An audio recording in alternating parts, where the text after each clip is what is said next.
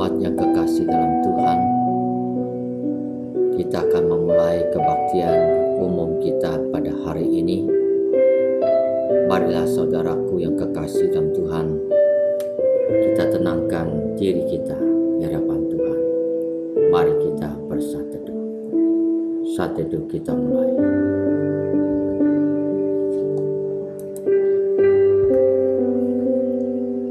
Tetapi Engkau Tuhan adalah perisai yang melindungi aku.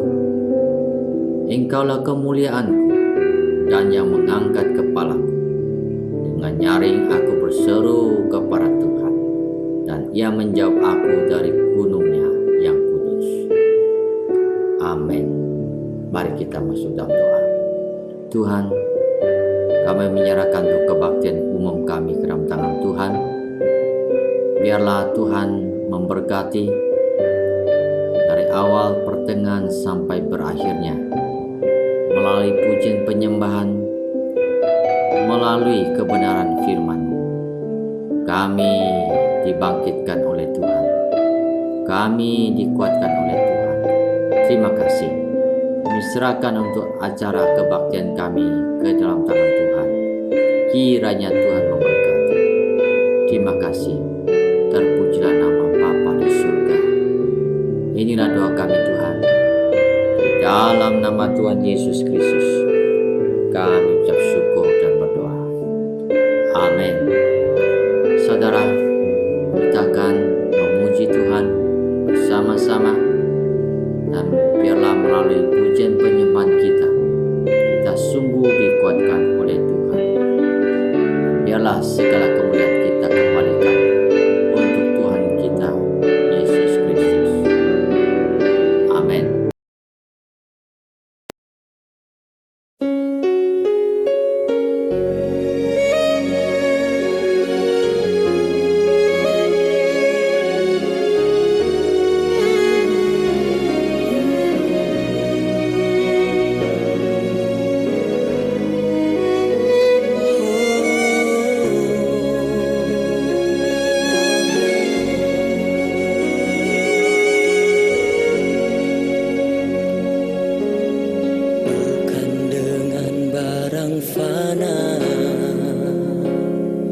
Kau membayar dosaku dengan darah yang mahal, tiada noda dan celah. Bukan dengan emas perak Kau menebus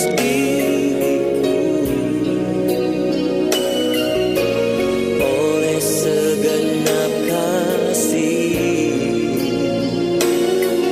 dan pengorbananmu.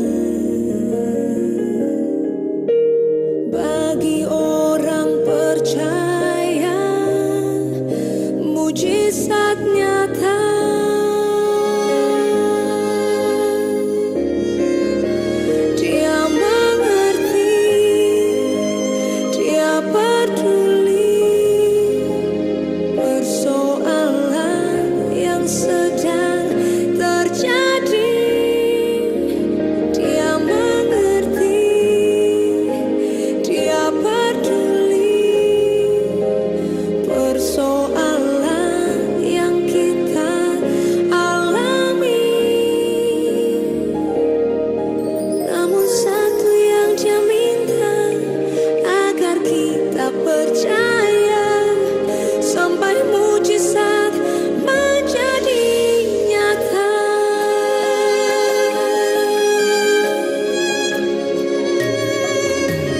Terkadang kita merasa tak ada jalan terbuka, tak ada lagi waktu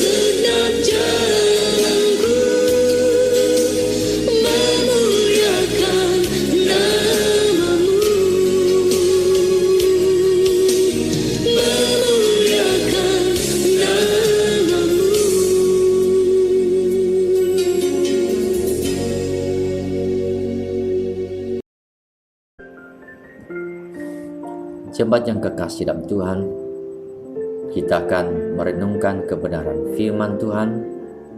Kiranya melalui firman Tuhan yang kita terima, kita sungguh diberkati dan sungguh mengerti akan isi hati Tuhan untuk kita jalani di dalam kehidupan pribadi lepas pribadi.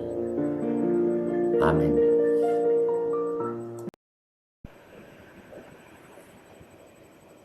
Shalom, jemaat yang kekasih dalam Tuhan Yesus Kristus. Kita patut mengucap syukur kepada Tuhan kita, Juru Selamat kita, Yesus Kristus. Dalam pimpinan penyertaan kita bisa kembali pada minggu ini untuk beribadah kepada Tuhan. Kiranya Tuhan akan memberkati akan hidup kita.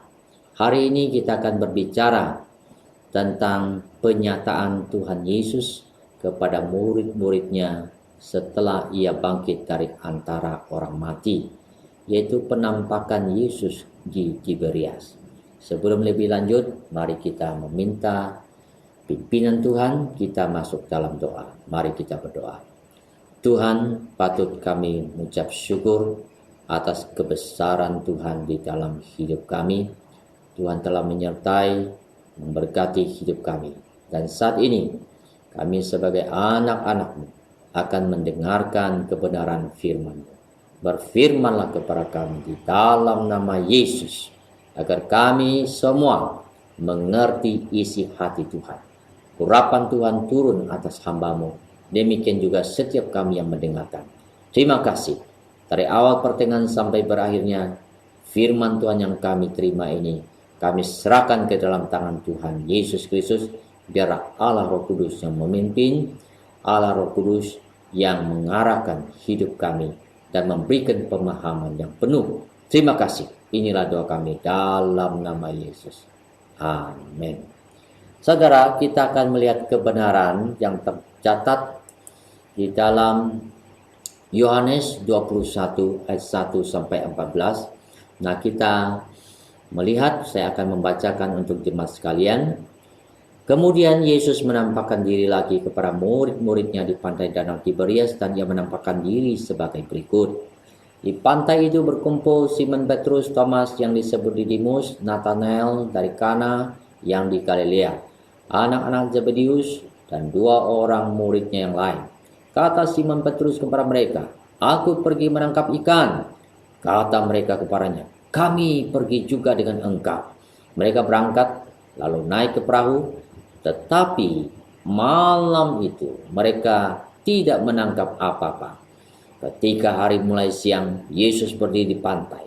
Akan tetapi murid-murid itu tidak tahu bahwa itu adalah Yesus.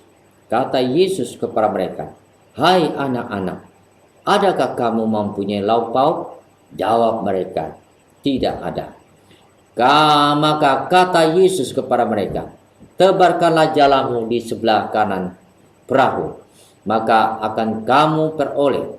Lalu mereka menebarkan, dan mereka tidak dapat menariknya lagi karena banyaknya ikan. Maka murid yang dikasihi Yesus itu berkata kepada Petrus, "Itu Tuhan." Ketika Petrus mendengar bahwa itu adalah Tuhan, maka ia mengenakan pakaiannya, sebab ia tidak berpakaian, lalu terjun ke dalam danau. Murid-murid yang lain datang dengan perahu karena mereka tidak jauh dari darat, hanya kira-kira 200 hasta saja, dan mereka menghela jala yang penuh ikan itu. Ketika mereka tiba di darat, mereka melihat api arang dan di atasnya ikan dan roti. Kata Yesus kepada mereka, "Bawalah beberapa ikan yang baru kamu tangkap itu." Simon Petrus naik ke perahu, lalu menghela jala itu ke darat, penuh ikan-ikan besar, 153 ekor banyaknya. Dan sungguh pun sebanyak itu, jala itu tidak koyak. Kata Yesus kepada mereka, "Marilah dan sarapanlah." Tidak ada di antara murid-murid itu yang berani bertanya kepadanya, "Siapakah engkau?" Sebab mereka tahu bahwa ia adalah Tuhan. Yesus maju ke depan, mengambil roti, dan memberikannya kepada mereka. Demikian juga ikan itu. Itulah ketiga kalinya Yesus menampakkan diri kepada murid-muridnya sesudah ia bangkit dari antara orang mati. Nah saudara, demikianlah firman Tuhan. Kita akan melihat bahwa di dalam Yohanes pasal 21 ayat 1 sampai 14 ini, yang menjadi pertanyaan adalah bagaimana murid-murid bisa sampai ke Danau Galilea atau Tiberias ini. Bagaimana mereka bisa sampai di sana? Yang menjadi latar belakang itu adalah bahwa ketika para wanita yang menjenguk akan Yesus, yaitu kubur yang kosong itu, di situ ada malaikat yang duduk dan menyatakan kepada mereka bahwa Yesus telah bangkit dari antara orang mati, dan supaya mereka bisa menyampaikan kepada para murid yang lain supaya mereka pergi ke Galilea atau ke Tiberias, karena disitulah Tuhan akan menyatakan diri kepada mereka. Kemudian setelah mendengarkan pernyataan malaikat itu, mereka jalan meninggalkan kubur yang kosong itu, dan dalam perjalanan Yesus menyatakan diri kepada mereka. Sehingga dalam Matius 28 ayat 10 mengatakan, "Jangan takut, pergi dan katakanlah kepada saudara-saudaraku supaya mereka pergi ke Galilea, dan di sanalah mereka akan melihat aku." Nah saudara, inilah menjadi latar belakang bagaimana para murid bisa sampai ke pantai Galilea ataupun ke Tiberias itu. Nah di sini pada ayat yang kedua dicatatkan bahwa yang berkumpul di pantai itu ada yang pertama Simon Petrus, yang kedua Thomas yang disebut Didimus, yang ketiga Nathanael dari Kana yang di Galilea, yang keempat, kelima yaitu anak-anak Zebedius ada 2. Kemudian yang keenam, ketujuh yaitu 2 orang muridnya yang lain. Jadi di sini yang berkumpul murid-murid ada 7 orang. Selebihnya kita bisa melihat tidak ikut, karena ketika kita melihat ketika Yesus disalibkan, para murid mereka dalam keadaan ketakutan, mereka meninggalkan Tuhan, mereka di dalam keputusasaan. Oleh itu mereka tidak kumpul bersama-sama lagi, mereka tercerai-berai. Dan di sini yang terkumpul hanya ada 7 orang. Saudara, kita bisa melihat bahwa ini adalah sebuah kondisi yang dihadapi oleh para murid. Meskipun pada waktu itu murid-murid belum menyaksikan akan Yesus yang telah bangkit dari antara orang mati itu, namun ketika mereka mendengarkan akan apa yang disampaikan oleh wanita kepada mereka, maka mereka pun taat. Mereka pergi untuk menanti Tuhan di Tiberias. Saudara, ketika dalam penantian di daerah ataupun di danau tersebut, mereka juga dalam keadaan bingung.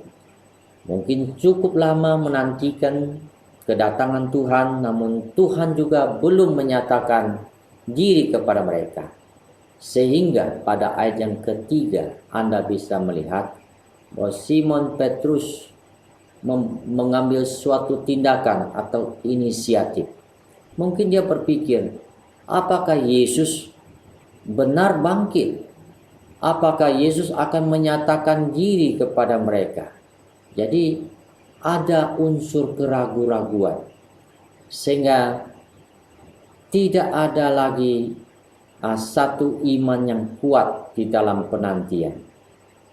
Seolah-olah Simon Petrus ingin kembali lagi pada profesinya yang semula.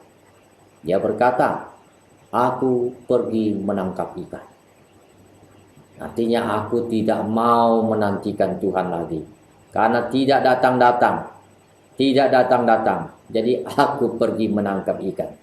Di sini kita melihat bahwa Simon Petrus, dia tidak lagi mencari pimpinan Tuhan. Semula dia dipanggil untuk menjadi penjala manusia. Tetapi sekarang, karena ketika Yesus disalibkan, dan bahkan ketika itu dia menyangkal Yesus. Dia menyangkal Yesus. Dan ditandai dengan ayam berkokok. Ketika mendengarkan pernyataan wanita bahwa Yesus telah bangkit. Yesus telah bangkit, kami melihatnya. Dan dia akan menyatakan diri kepada kalian di Galilea. Pergilah ke sana. Nah, pada waktu itu mereka pergi. Namun ketika sampai di pantai Danau Tiberias, dalam penantian yang cukup lama, ya, jadi Simon ini mengambil satu tindakan, yaitu tindakan yang dipimpin oleh dirinya sendiri, bukan lagi oleh Tuhan. Sehingga dia mengatakan, aku pergi menangkap ikan kepada temannya yang berjumlah 6 orang itu. Lalu kata teman dari Simon ini yang berjumlah 6 orang ini, yaitu murid yang lain, begini, kami pergi juga dengan engkau. Nah, jadi sebanyak 7 orang sehati, mereka kembali pada, seolah-olah kembali pada profesi yang semula. Padahal mereka telah melihat akan kuat kuasa Tuhan, menjadi murid selama 3,5 tahun, menyaksikan bagaimana Yesus memberikan makan 5.000 orang, makan 4.000 orang, kemudian berbagai sakit penyakit disembuhkan di dalam nama Yesus, kemudian roh-roh jahat keluar di dalam nama Yesus Kristus dari orang-orang yang dirasuk. Ini adalah sesuatu yang pengalaman yang sangat luar biasa yang telah mereka alami. Namun ketika Yesus disalibkan, mereka semua menjadi bingung dan tidak mengerti tentang konsep Mesias yang sesungguhnya, bahwa Yesus harus mati dan bangkit pada hari yang ketiga.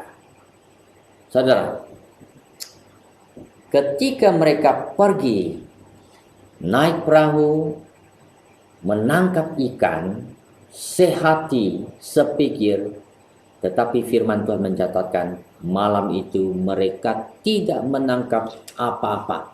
1 ekor ikan pun mereka tidak dapatkan. Jangankan yang besar, yang kecil tak ada. Memang tidak ada sama sekali. Padahal kebanyakan dari murid ini, ya, sebagian besar mereka itu adalah profesi semula itu adalah penangkap ikan. Dan mereka sangat profesional untuk menangkap ikan. Tetapi kenapa mereka tidak mendapatkan 1 ekor ikan pun? Tidak dapat sama sekali. Tidak menangkap apa-apa. Nah, di sini pelajaran rohaninya adalah bahwa ketika dalam hidup kita tidak mencari pimpinan Tuhan, maka yang dihasilkan itu bisa menjadi tidak ada apa-apa. Tetapi ketika kita mau mencari pimpinan Tuhan dalam hidup, kita yakin dan percaya bahwa kita akan mendapatkan apa-apa. Selanjutnya, saudaraku yang kekasih Tuhan, nah inilah waktunya bahwa Yesus yang telah menyatakan diri kepada perempuan-perempuan itu, kepada wanita-wanita pada waktu itu, sekarang Yesus juga menyatakan diri kepada murid-murid sesuai dengan janji yang telah disampaikan melalui wanita-wanita pada waktu itu. Nah, ayat 4 mengatakan ketika hari mulai siang, Yesus berdiri di pantai. Akan tetapi murid-murid itu tidak tahu bahwa itu adalah Yesus. Mengapa mereka tidak tahu bahwa itu adalah Yesus? Apa bedanya Yesus yang 3,5 tahun bersama dengan mereka dengan Yesus yang telah bangkit? Nah, jelas di sini menunjukkan bahwa tubuh yang bangkit yang dimiliki oleh Yesus Kristus itu adalah berbeda dengan yang semula. Karena kita lihat murid-murid tidak tahu bahwa itu adalah Yesus. Dia melihat tapi tidak tahu, tidak mengenal. Tidak mengenal. Harusnya mereka kenal. Tapi di sini dikatakan murid-murid itu tidak tahu bahwa itu adalah Yesus. Kemudian ayat yang kelima mengatakan, Yesus berkata kepada mereka, "Hai anak-anak, adakah kamu mempunyai lauk pauk?" Ini satu pertanyaan dari Yesus kepada 7 murid yang ada pada waktu itu. Lalu jawab mereka, "Tidak ada." Nah, disinilah menunjukkan satu pemahaman bahwa Yesus peduli dengan murid-murid pada waktu itu. Yesus mengerti akan isi hati mereka, bahwa mereka di dalam keadaan depresi. Mereka dalam keadaan bingung tentang konsep Mesias. Mereka tidak mengerti mengapa Yesus harus mati. Tetapi sekarang Yesus yang telah bangkit dari antara orang mati itu menyatakan diri kepada mereka. Yesus peduli. Yesus datang mau supaya seluruh murid-muridnya dikuatkan kembali. Supaya mereka itu mengerti tentang konsep Mesias dan mereka percaya dengan sungguh kepada Yesus Kristus sebagai Tuhan dan Juru Selamat pribadi mereka dan Juru Selamat dunia. Nah, ketika Yesus menyatakan diri, "Hai anak-anak, adakah kamu mempunyai lauk pauk?" Nah, di sini berbicara bahwa Yesus peduli dengan kehidupan murid-murid pada waktu itu. Murid-murid menjawab, "Tidak ada." Nah, di sini berbicara tentang ketulusan, kejujuran dari murid-murid. Mereka mengatakan tidak ada. Ketika ada nilai jujur dalam hidup, maka apa yang terjadi? Nah, firman Tuhan selanjutnya pada ayat yang ke-6, maka kata Yesus kepada mereka, "Tebarkanlah jalamu di sebelah kanan perahu, maka akan kamu beroleh." Wow, meskipun pada waktu itu mereka tidak kenal siapakah orang ini, tetapi orang ini menyatakan, "Tebarkan jalamu di sebelah kanan perahu, maka akan kamu beroleh." Apakah mereka melakukan? Nah, firman Tuhan secara jelas mengatakan bahwa mereka taat meskipun tidak tahu orang itu. Lalu mereka menebarkan dan mereka tidak dapat menariknya lagi karena banyaknya ikan. Nah, ketika mereka menebarkan jala ini, lalu ternyata sepanjang malam ternyata memang tidak dapat apa-apa. Tetapi sekarang orang ini memberikan satu perintah, "Tebarkanlah jalamu di sebelah kanan perahu, maka akan kamu beroleh." Wow, ketika mereka tebarkan, ketika itu begitu banyak ikan yang masuk ke dalam jala itu, maka disitulah mata mereka dibukakan. Murid yang dikasih Yesus itu, yaitu Yohanes, berkata kepada Petrus, "Itu Tuhan, itu Tuhan." Wow, baru mereka mengerti. Baru mata mereka dibukakan. Itu adalah Tuhan Yesus, yang mana kita telah bersama-sama dengan Dia 3,5 tahun itu. Nah, ketika Petrus mendengar bahwa itu adalah Tuhan, maka ia mengenakan pakaiannya sebab ia tidak berpakaian, lalu terjun ke dalam danau. Nah, saudara, ini sesuatu yang sangat indah, saudara. Ketika mereka melihat ada mujizat terjadi, yaitu yang tidak ada sekarang menjadi ada. Maka mata mereka terbuka kembali. Ternyata itu adalah Tuhan. Itu adalah Yesus yang telah bangkit dari antara orang mati. Nah, inilah yang harus kita pahami bersama-sama.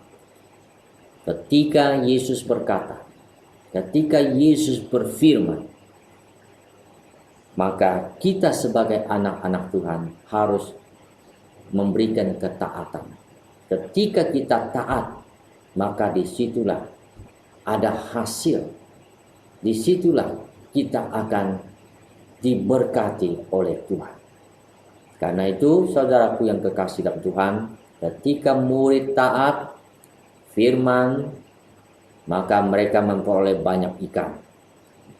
Ketika itu juga pengenalan mereka dibukakan, mata mereka dibukakan.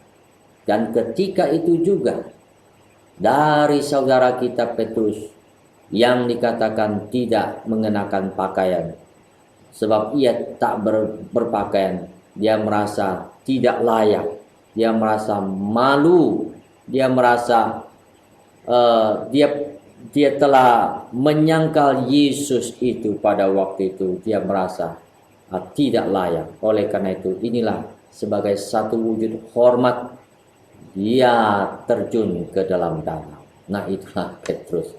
Nah, kemudian selanjutnya saudara, nah kita bisa melihat Yesus adalah peduli terhadap hidup kita.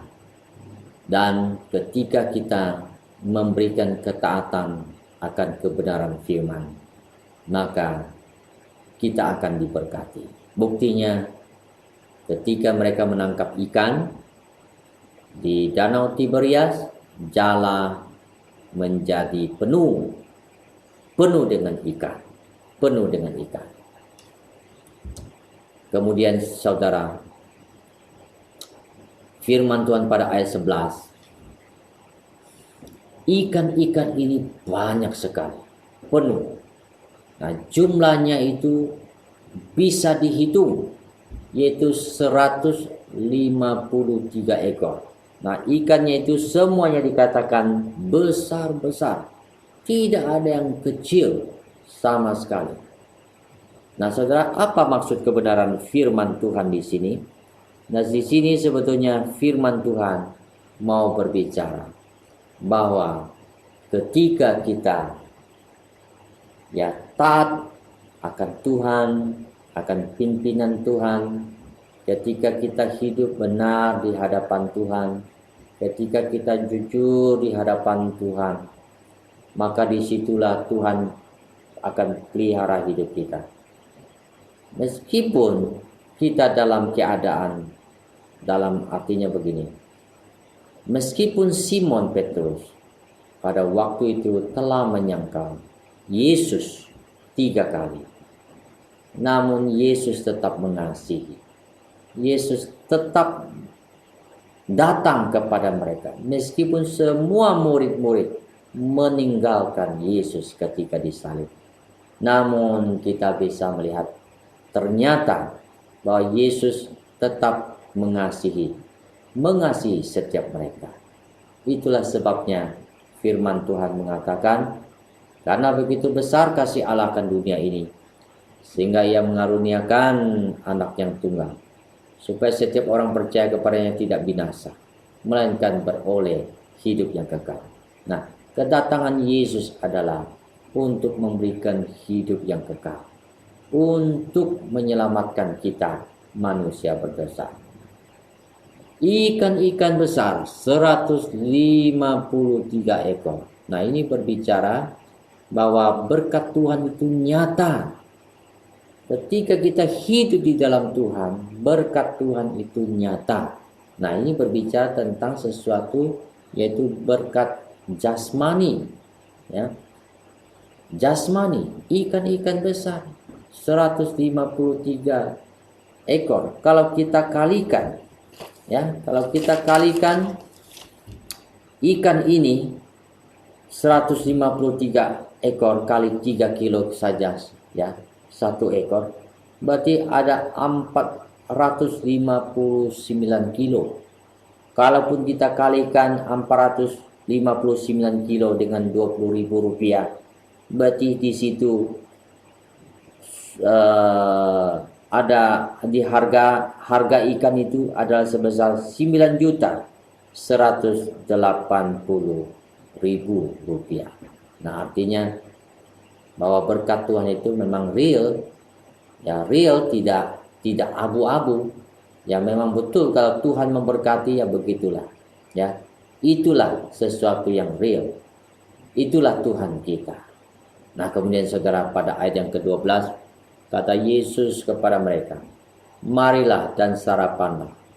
Nah, inilah satu persekutuan yang indah bersama dengan Tuhan Yesus Kristus. Marilah dan sarapanlah. Tuhan Yesus sudah tahu bahwa mereka di dalam penantian terhadap dirinya sudah cukup lama. Jadi ini merupakan satu ujian, saya kira, terhadap para murid pada waktu itu. Apakah mereka setia menanti? Ternyata memang mereka tidak setia di dalam penantian. Namun Yesus tetap mengasihi. Yesus tetap menyatakan diri kepada mereka. Yesus tetap mau memulihkan seluruh murid-muridnya supaya mereka dikembalikan, dikuatkan, diberikan hidup yang berkemenangan. Nah, sehingga saudara, ketika mereka sarapan bersama, firman Tuhan mengatakan tidak ada di antara murid-murid itu yang berani bertanya kepadanya, siapakah engkau? Mengapa saudara? Sebab mereka tahu bahwa ia adalah Tuhan. Jadi 7 orang ini, murid-murid ini, melalui peristiwa ini, mereka dikembalikan pengenalan mereka terhadap Yesus Kristus. Ternyata Dia adalah guru kita. Dia adalah Tuhan. Dia adalah Yesus Kristus. Dia adalah Mesias. Dia mengasihi kita. Saudara, ini yang harus kita pahami bersama-sama. Ini adalah ketiga kalinya Yesus menampakkan diri kepada murid-muridnya sesudah ia bangkit dari antara orang mati.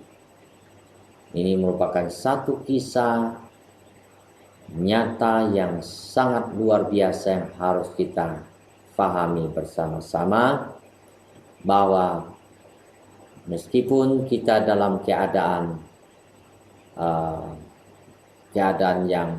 yang mungkin saya mengatakan terpuruk, mungkin kita dalam keadaan yang sulit dalam hidup ini, nah, ingat bahwa Tuhan tidak pernah meninggalkan kita. Dia selalu bersama dengan kita. Dia akan selalu menopang, memberkati. Itulah Tuhan kita. Nah, selanjutnya saudara, ketika mereka setelah selesai makan, nah disitulah kita melihat Yesus secara pribadi berbicara dengan Petrus yang telah menyangkal Dia 3 kali. Inilah pemulihan dari Yesus, Tuhan kita, untuk saudara kita Petrus. Kemudian dia dipulihkan oleh Tuhan, dikuatkan oleh Tuhan. Yesus berkata, apakah engkau mengasihi aku lebih dari semuanya ini? Nah, ini adalah satu persekutuan yang indah, pemulihan yang indah antara Tuhan bersama dengan Petrus pada waktu itu. Mari saudara, melalui kebenaran firman Tuhan ini kita bisa paham bahwa Tuhan itu betul-betul mengasihi kita, setiap kita, dalam keadaan apapun. Dalam keadaan apapun. Amin. Mari kita berdoa. Tuhan, terima kasih karena Engkau adalah Allah yang tidak pernah meninggalkan kami. Dalam keadaan apapun, Engkau tetap mengasihi setiap kami. Kami mengucap syukur ya Tuhan, Yesus Kristus yang telah bangkit dari antara orang mati. Engkau selalu menyertai, memberkati, menopang, menguatkan, sehingga kami semuanya betul-betul memiliki iman yang kuat di hadapan Engkau. Terima kasih, mengucap syukur. Inilah doa kami di dalam nama Tuhan Yesus Kristus. Amin. Demikianlah firman Tuhan, saudara, yang telah kita dengar bersama-sama. Ingat bahwa di dalam keadaan apapun Tuhan bersama dengan kita. Dia tidak pernah meninggalkan kita. Apalagi pada saat ini kita lagi dilanda oleh wabah virus corona. Tuhan tetap bersama dengan kita. Mungkin kita khawatir tentang penghasilan kita, pekerjaan kita, dan lain sebagainya. Tapi ingat bahwa Tuhan tetap melindungi, menyertai, memberkati, dan mencukupkan semuanya. Inilah yang harus kita pahami. Kiranya Tuhan memberkati kita semua. Selamat berhari Minggu. Shalom.